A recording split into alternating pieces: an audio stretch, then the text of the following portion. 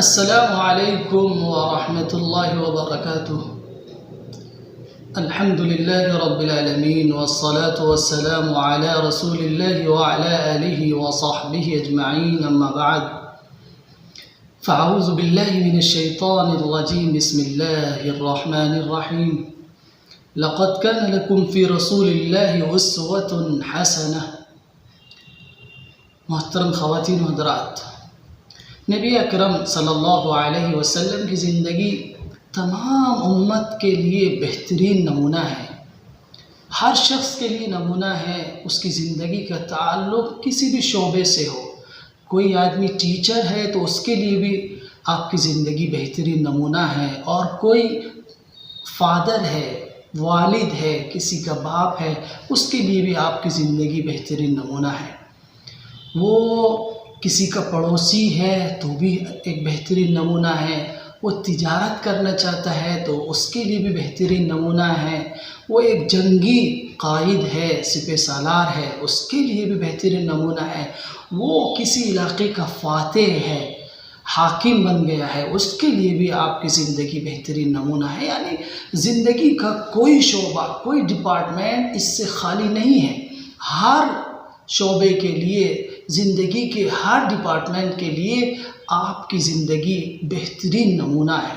بہترین نمونہ ہونے کا مطلب یہ ہے کہ اگر 100% ان کی زندگی کو اپنی زندگی میں نافذ کیا جائے اور ان کی زندگی پر عمل کیا جائے، ان کی تعلیمات کو مانا جائے، ان کی اتباع کی جائے، ان کے نقش قدم پر چلا جائے، تو اس دنیا کے اندر انسان کی زندگی میں اطمینان ہوتا ہے، سکون ہوتا ہے، عافیت ہوتی ہے، قلبی ایک پیس اس کو نصیب ہوتا ہے، اور اس دنیا کی بعد کی زندگی بھی اس کی اللہ تعالی جنت والی نصیب کرے گا، بہترین اس کی زندگی ہوگی۔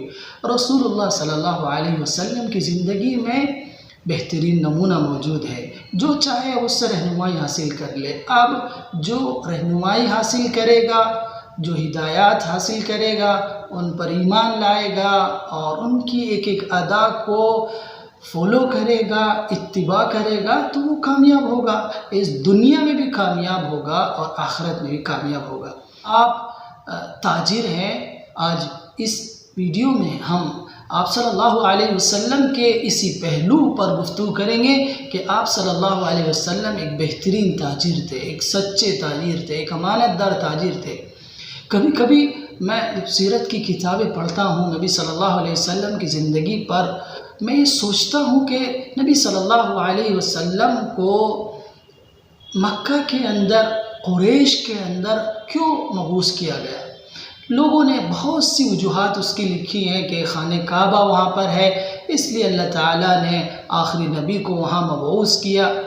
ایک وجہ یہ بھی ہے، ایک وجہ یہ ہے کہ اس وقت جب نبی صلی اللہ علیہ وسلم کو نبی بنایا گیا تو پوری دنیا میں جو اچھے لوگ تھے وہ چند صرف مکہ کی سرزمین پر موجود تھے، یعنی پوری دنیا کے اندر بگاڑ تھا، فساد تھا، کرپشن تھا، لوٹ مار تھی، ظلم و زیادتی تھی، ناانصافی تھی، ایک اللہ کو بھول چکی تھی، پوری دنیا ایک اللہ کو بھول چکی تھی۔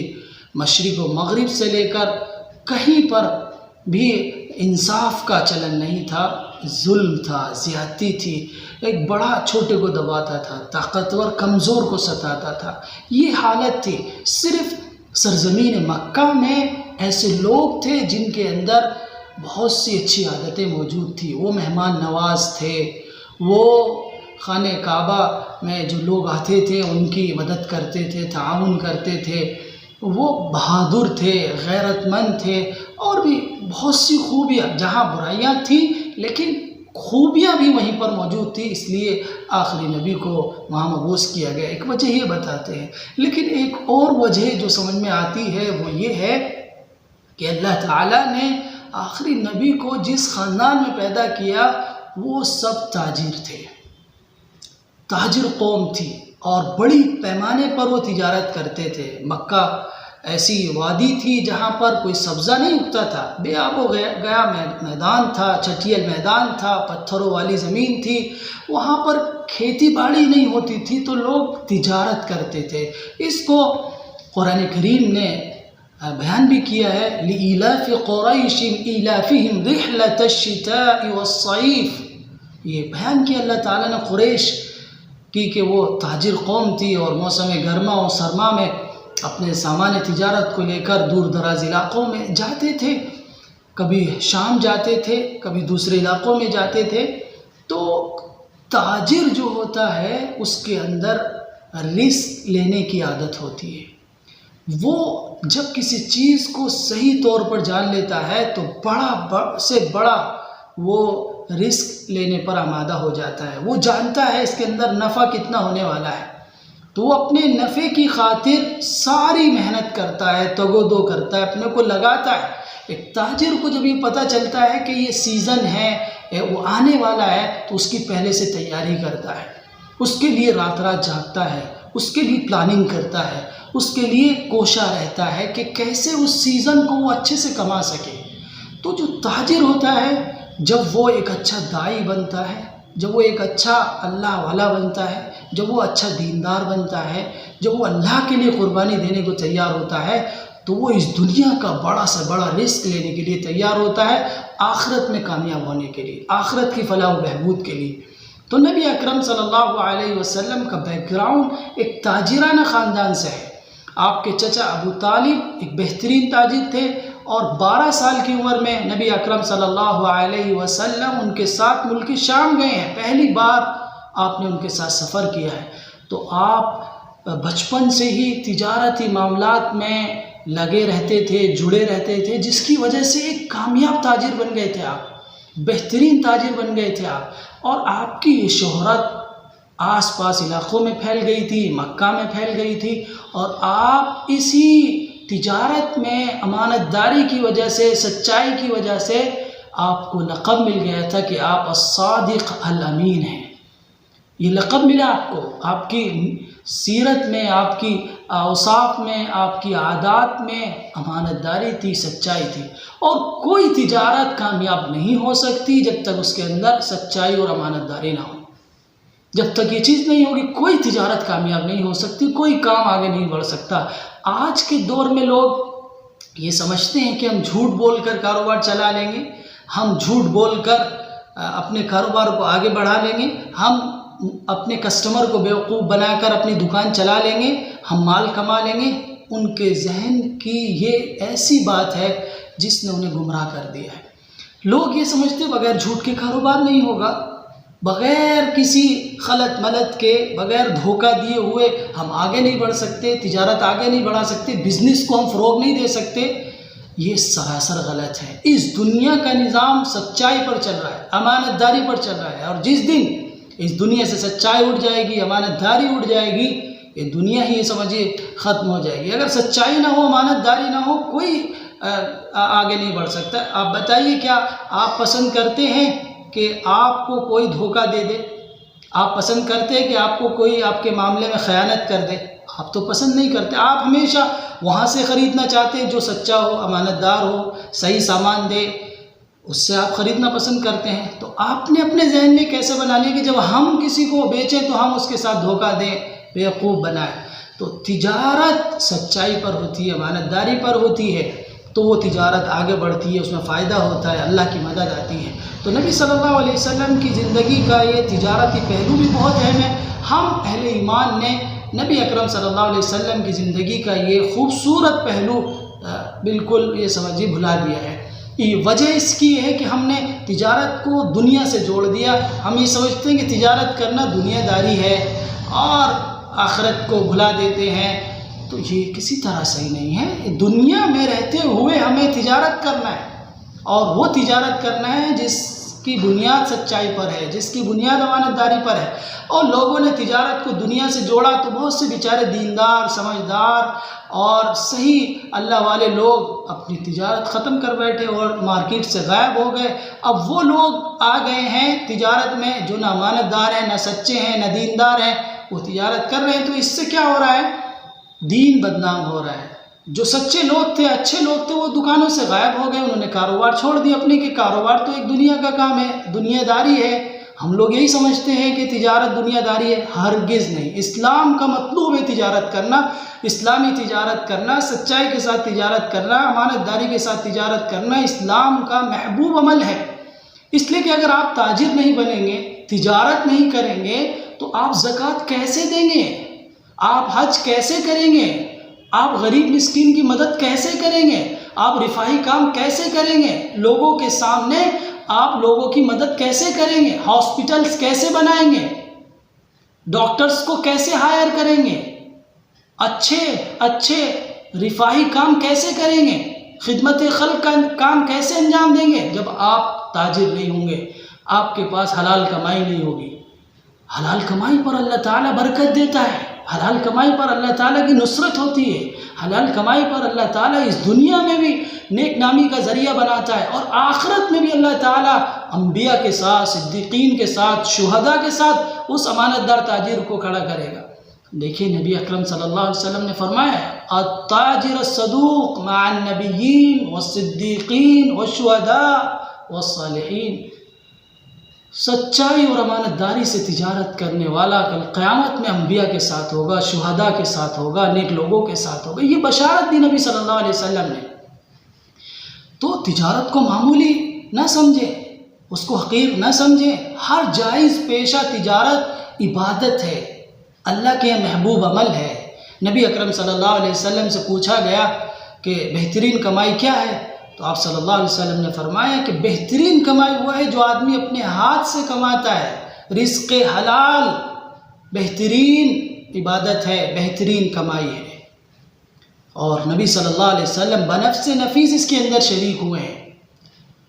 یہ شہرت آپ کی سچائی اور امانت دار کی پھیلتی گئی تو مکہ میں ایک معزز خاتون، ایک شریف خاتون، ایک بہترین خاتون جس کا نام لیتے ہوئے بھی بڑا رشک آتا ہے، زبان پہ چاشنی ہوتی ہے، خوشی ہوتی ہے، ان کی سیرت کو پڑھ کر، ان کو جان کر، حضرت خدیجہ رضی اللہ عنہا۔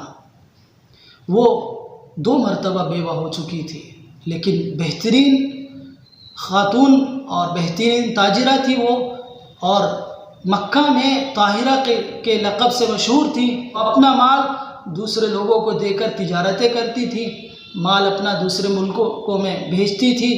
تو جب ان کو پتہ چلا کہ مکہ میں ایک شخص ہے اور وہ بھی تاجر ہے اور وہ مال لے کر تجارت کرتا ہے، تو انہوں نے ان کو اپنا شریک تجارت بنایا، ان کو بلایا، ان کو دعوت دی اور ان سے کہا کہ میرا یہ مال ہے، میں جتنا نفع دوسروں کو دیتی تھی اس سے 2 گنا نفع آپ کو دوں گی، آپ میرا یہ مال لے کر چلے جائیں۔